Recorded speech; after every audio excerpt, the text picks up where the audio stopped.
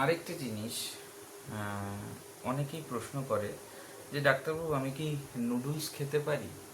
বিশেষ করে বাচ্চাদের বা যারা টিনেজার বয়স রয়েছে তাদের একটা নুডলস কিন্তু একটা ভীষণ একটা প্রিয় জিনিস।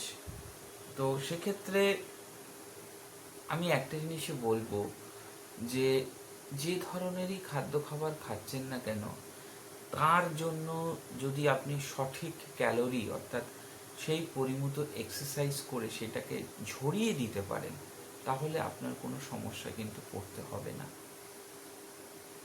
এবং শিশুদের ক্ষেত্রে দেখা যায় তারা ভীষণ চঞ্চল স্বভাবের হয় এবং শিশুরা কি করে এই দৌড়োদৌড়ি হুটো পাটা এই সমস্ত নিয়ে কিন্তু লেগেই থাকে।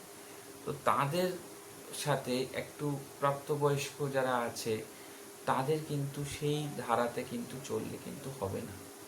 কারণ লং টার্মে একটা জিনিস আপনাকে খেয়াল রাখতে হবে যে আপনাকে শারীরিক যে সুস্থ সেই শারীরিক সুস্থতা কিন্তু বজায় রাখার জন্য প্রত্যেকটা জিনিসকে গঠনগতভাবে চিন্তা করতে হবে এবং খাওয়া দাওয়ার ক্ষেত্রে আপনাকে কিন্তু সেই জিনিসটাকে কিন্তু ঠিক রাখতে হবে। তো এই জিনিসটা কিন্তু খুব ভীষণভাবে জরুরি।